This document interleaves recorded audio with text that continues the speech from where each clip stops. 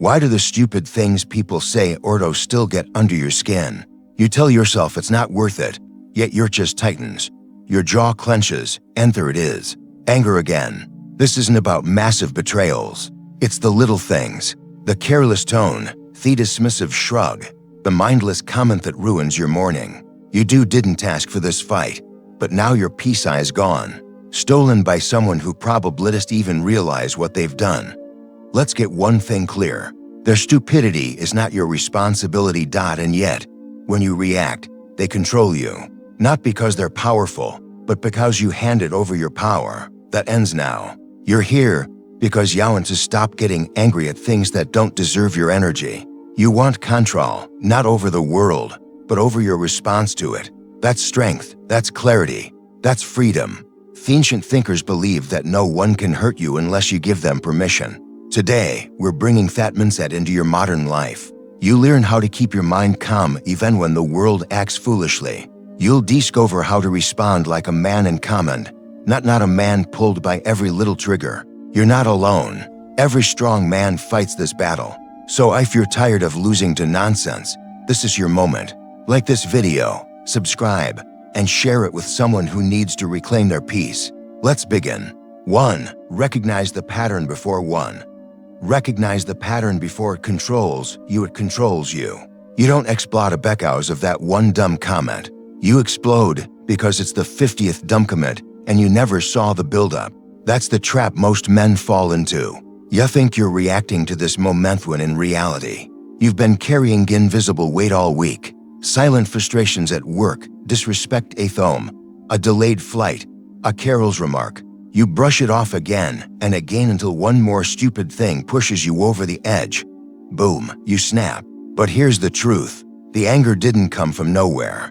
It followed a pattern and you missed the signs. That's why awareness is the first line of defense. Anger isn't random. It's rehearsed. You've practiced it day after day by letting little things slide without resolving them. And when you finally react, it's not strength, it's overflow. You weren't in control. You were lacking.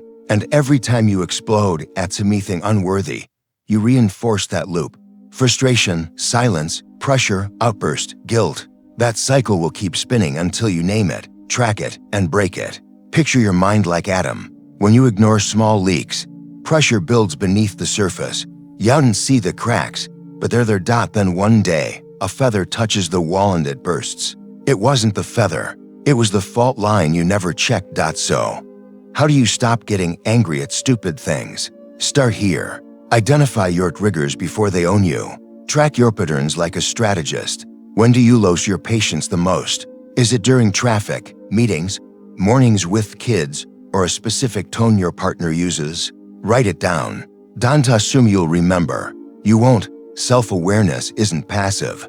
It's tactical. It's the difference between a man who reacts and a man who leads. Bothers where most guys get it wrong. They say, I'm just short-tempered, like it's carved in stone. That's an excuse, not an identity. Anger isn't who you are. It's a pattern you've let repeat. And the Stoics had a word for that. Slavery. Not to a person, to your impulses. A man who can't hold hissing when provoked is a man being ruled. And that's not power. That's weakness wrapped in noise. So flip that switch. Instead of trying to control the outside world, start observing your inner responses. Look for the moment your body shifts. The tension in your shoulders, the quick breath, the clench off your jaw. That's your cue. Breathe a step back. Don't let the trigger pull you. You're not a puppet. You're a builder. And every time you interrupt pattern, even once, you lay the first brick of emotional control. You want to stop getting angry at stupid things? Then stop letting stupidity suppress you. Expect it, prepare for it, recognize it. And when it shows up, don't flinch. Smile, because now you're in charge. Not your emotions, not their nonsense.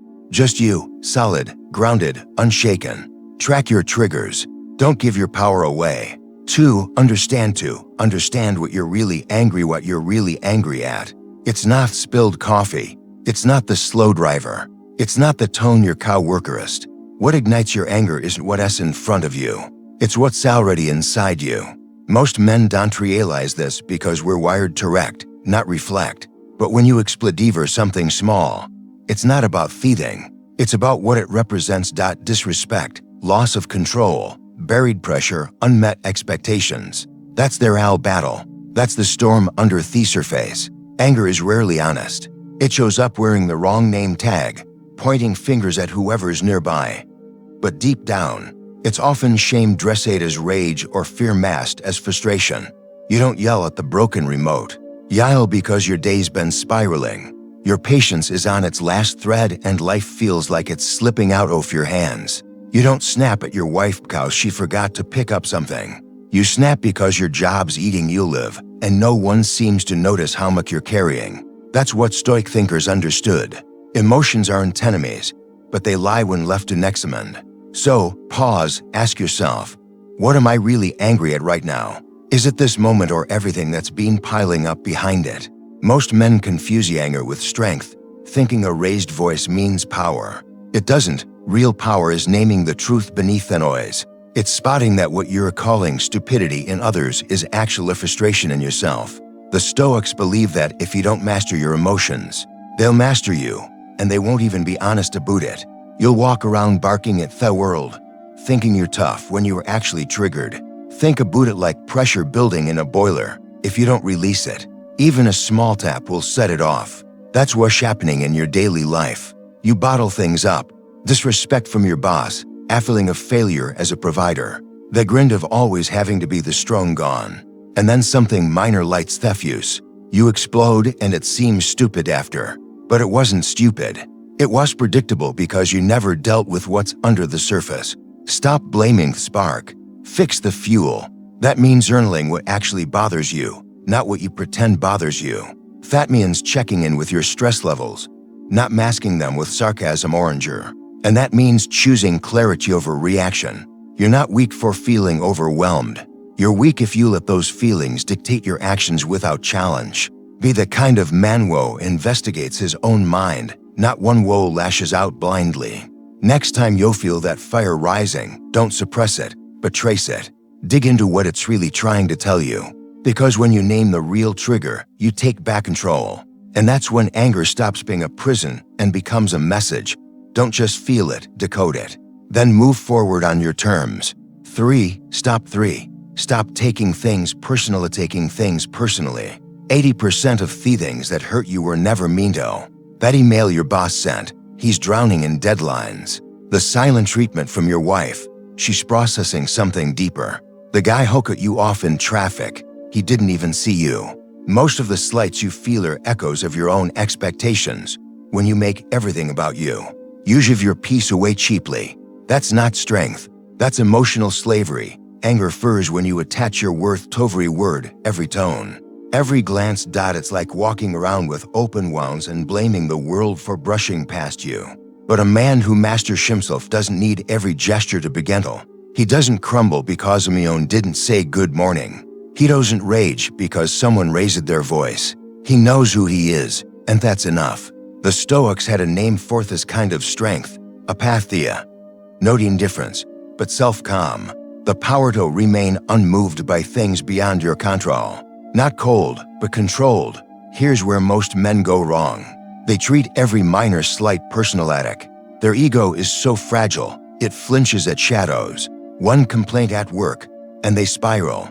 Animas indursting at home, and they explode. But your emotions don't need to be at the mercy of every word someone else says. Let them talk. Let them act. You're not here to react. You're here to lead yourself first.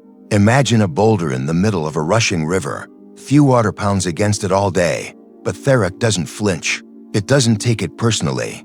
That's who you become when you stop interpreting everything through the lens of offense. That's who you become when you realize most people are projecting their pain, not targeting yours. It's not about you. It never was. Now apply this. Next time Simeon snaps at you, don't respond. Breathe. Watch. Ask yourself, what's really going on here? And does it have anything to do with me? Most of the time it won't. Track these moments. Log them if you must. You'll see a pattern. And once you do, you stop being the victim of invisible battles that were never yours to fight. Self-control isn't silence. It's knowing when silence is power. It's choosing not to swing at every pitch thrown your way. And when you stop reacting to every jab, you start responding with presence. That's the shift from being ruled by emotions to being led by clarity. So don't internalize everything. That's how boys live.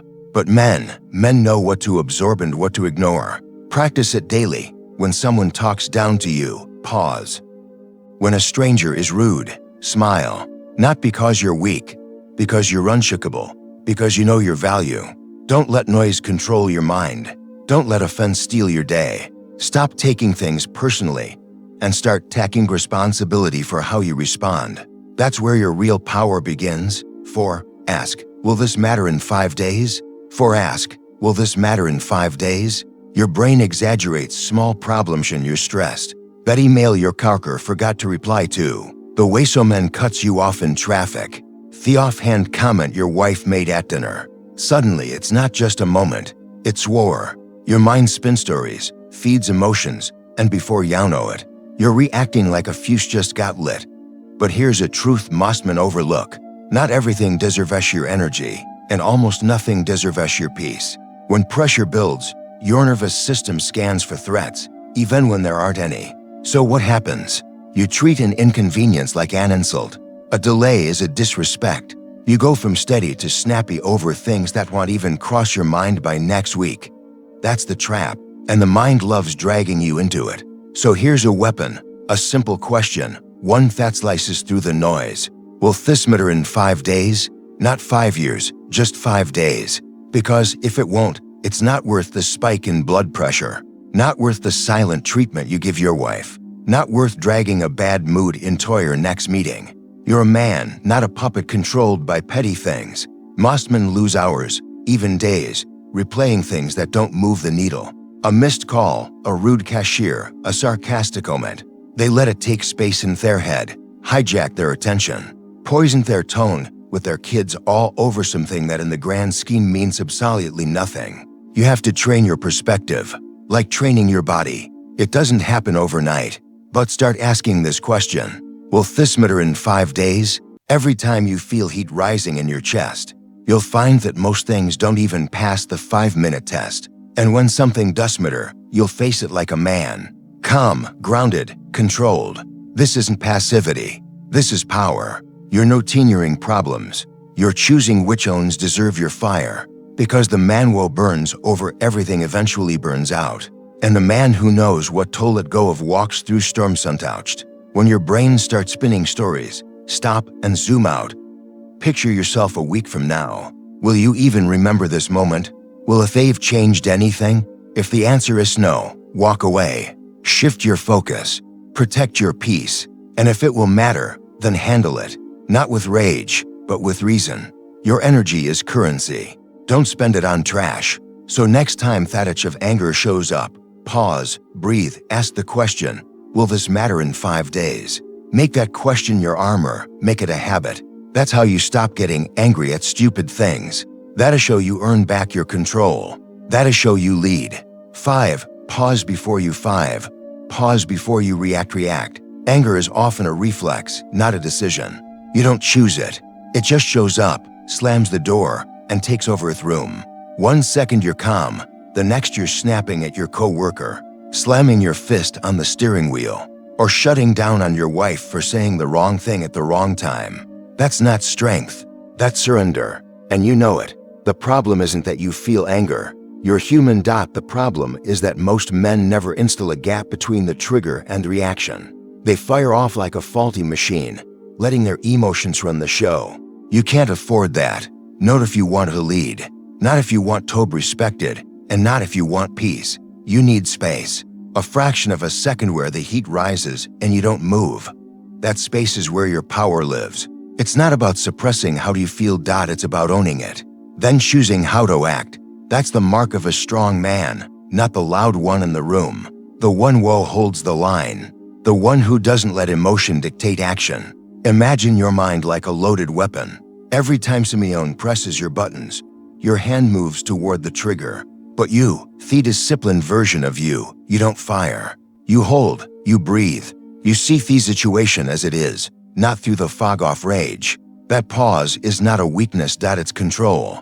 And control is rare. Control makes you dangerous in the best way. The average guy lashes out, thenapoligizes, says things he doesn't mean, does damage he didn't intend, all because he didn't learn to pause. So, the next time something hits you sideways, a disrespectful comment, a stupid mistake, a delay that throws your whole schedule off, stop, count to 3, clench your fist if you need to breathe through your nose, keep your mouth shut, then respond, or choose not to. Either way, you decide, not your anger. That pause is what separates boys from men. The boys react, the men calculate, the boys lose jobs, ruin dinners, damage relationships over something they could have walked past. The men stay steady. Stoics knew this. They trained themselves not to be motionless, but unshakable. They believed emotions are data, not commands. And so should you. There's nothing soft about pausing. In fact, it takes more strength to hold back than to explode. It's easy to yell. It's harder to stay composed when every part of you wants to lash out. But that's the moment that builds you. Every time you pause, you sharpen your discipline. You grow your edge. You reclaim your power. So, install the pause. Make it your go-to move. Next time you feel the spike, don't move. Don't talk. Don't react. Own the moment. Train your reflexes to wait. Then, and only then, act with purpose. That's how you stop getting angry at stupid things. That's how you lead yourself. 6. Set boundaries to prevent 6. Set boundaries to prevent frustration. You're not angry because people are too much. You're angry because your boundaries are too vague. When you let everyone walk in and out of your emotional space unchecked, don't be surprised when someone trashes it. Think about your time, your energy, your attention. How much of it is leaking out because you never made it clear where the line is? We expect others to just know what's acceptable. But clarity isn't their job, it's ours. And men who'dn't define their standards end up preaching instead of leading. Boundaries aren't fences to keep people out. They're filters to keep your sanity in. A man without boundaries is like a soldier without armor. He feels everything, absorbs every blow, and eventually breaks. You say yes to work you hate, engage in conversations that drain you, tolerate behavior that grinds you down, and then wonder why you explode over the smallest thing. That explosion isn't random. It's a build-up of every small thing you allowed because you were afraid of seeming too rigid or selfish. But guess what? Being passive, it doesn't make you kind. It just makes you frustrated. And nobody respects a man boiling beneath his smile. The Stoic knew this. They didn't control others. They mastered their own limits. Marcus Aurelius didn't waste time trying to please fools. Epictetus didn't beg for approval. They knew where they ended and the world began. That's power. And that power starts when you say, this is what I accept. This is what I don't. Not drama, no debate, just discipline. Let's bring it closer to home. That coworker always dumps last-minute work on you. They do it because you never said no. That friend who makes snide comments at dinner, you laugh it off instead of calling it out. That client who calls at 10 p.m., you answer because you're more afraid of losing the deal than losing yourself. That's not strength. That's surrender. And every time you fold, you lose a piece of your peace. Setting boundaries isn't about being rude. It's about being real. You teach people how to treat you by what you tolerate. You don't need to argue. You don't need to yell. You need to be firm.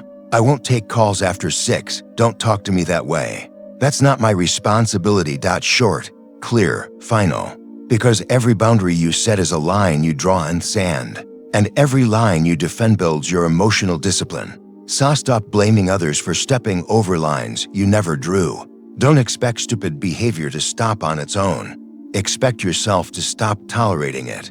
Frustration fades when clarity rises. If something keeps making you angry, don't vent about it. Limit it. Resentment is a signal. Use it, track it, then build your rule. Your sanity is built on your standards. Your peace is not their job. It's your boundary. So draw the line and don't flinch. 7. Use humor as a 7. Use humor as a pressure release valve. A pressure release valve. When you can law at stupidity, you've already won. Not because the situation changes, but because you do. Anger shrinks when humor enters the room. You're not dodging the problem, you're disarming it. Must men walk through life like ticking bombs. One dumb comment, one ridiculous mail, one clueless driver away from detonation. But humor isn't a weakness. It's weaponized emotional control. Let's be clear, you're not laughing because what happened was okay. You're laughing because you've decided your peace matters more than their nonsense. That's power. Stoics knew this well. They didn't waste time trying to change the circus. They just refused to become clowns in it.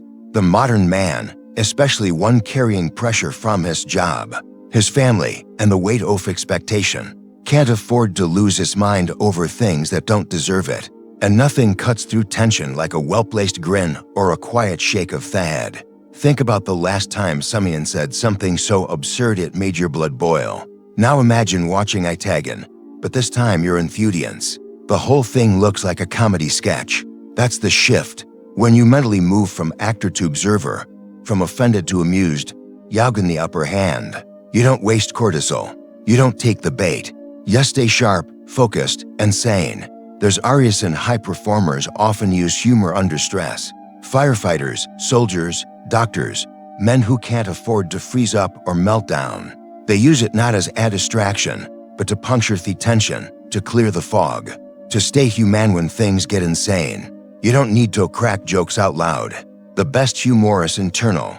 A silent smirk, a whispered, "You've got to be kidding," a mental eye roll. That's noting difference. That's mastery. Now, let's not confuse this with sarcasm or passive-aggressive jabs. That's emotional leakage disguised as wit. No, what we're talking about is clean strategic detachment, a shift in posture. You're not triggered, you're trained. You don't give your energy to idiocy. You nod, breathe, maybe even chuckle, and then move forward. That is how warriors operate. They don't take offense at every pebble in the path. They step over it and keep walking. In a world wired for outrage, restraint becomes rare. But humor gives you thiege. It reminds you that not every battle is yours to fight. Not every fool needs a response. Sometimes the strongest move is simply to laugh, shake your head, and get on with your mission. That's control. That's emotional strength. So next time the world throws you a "you've got to be kidding" moment, don't explode. Smile. You're neither to entertain their chaos. You're here to master your own calm. 8-8.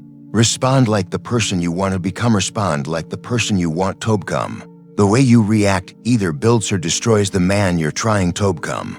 That moment when someone says something stupid, when they act out of ego or ignorance, you have a choice: feed the fire or forge your control. Most men don't realize how easily they give away their power. Not to kings, Buddha clowns. You let one idiot at work, one bad driver, one loudmouth at dinner yank your emotions like a puppet string. That's not strength. That's submission disguised as outrage. We're sold this idea that real men respond fast, hit back harder, never back down. But the truth, the strongest man in the room doesn't react. He chooses his response. He doesn't lose control because someone else lost theirs first. That's the Stoic shift: to stop letting the outside world dictate your internal state. You don't train your muscles once and expect strength forever. Same with emotional discipline. It's a rep, a habit, a choice. And every time you take the bait, every time you snap or explode, you're rehearsing weakness. Now flip that. Imagine every time you're provoked, you pause. You own silence. You look at the stupidity, not with anger, but with distance. That's not indifference. That's dominance. It's like stepping out of the storm while everyone else is getting soaked. You start to become the man who isn't triggered, who doesn't explain himself, who stays grounded while the world spins in drama. This isn't about being passive. It's about being strategic. Anger can be righteous, but blind rage is just noise. You're either building your identity or burning it with every reaction. So instead of exploding, you compress. You hold the line. You decide, is this worth my energy? Is this aligned with the man I'm becoming? That voice, your inner command, gets louder each time you respond with purpose instead of emotion. In the real world, this shows up in meetings, in traffic, in relationships. You either escalate or incur. You either match stupidity or outgrow it. Picture a father walking into chaos at home. Kids yelling, partner stressed, phone buzzing, old you. Frustrated, loud, reactive. New you, steady, calm, grounded. Because you're no longer reacting from the ego. You're leading with identity. You're not just managing moments, you're embodying mystery. The most powerful version of you is quiet, focused, emotionally untouchable. And it starts with one choice. Respond like Theman you want to be remembered as, not the man who cracked under pressure. So next time something small pokes at your nerves, don't flinch. Don't feed it. Hold the frame. Think of who you're training to become. Then act like he's already in the room. Every moment you can clue feel anger rising is a moment life is testing your discipline. Not to punish you, but to sharpen you. The truth is, you won't stop getting angry overnight. But you can train your reactions like a muscle. You can choose stillness over sparks, clarity over chaos. The man who earns peace isn't the one who avoids tension. It's the one who meets it with control. So remember this, the way you respond defines the man you become. You're not just managing emotions. You're building character. Emotional self-control is not a weakness. It's real strength, and it's earned through small, consistent actions, daily awareness, clear intention, thoughtful response. Use what we've covered today as your training ground. Track your daily triggers. Breathe before you speak. Ask yourself if the reaction you're about to give matches the identity you want to live. That's the path. That's the real power. And if this message speaks to you, carry it into your week. Practice it. Refine it, own it. And if you've been through moments where anger got the best of you or where you chose calm instead, share your story in the comments.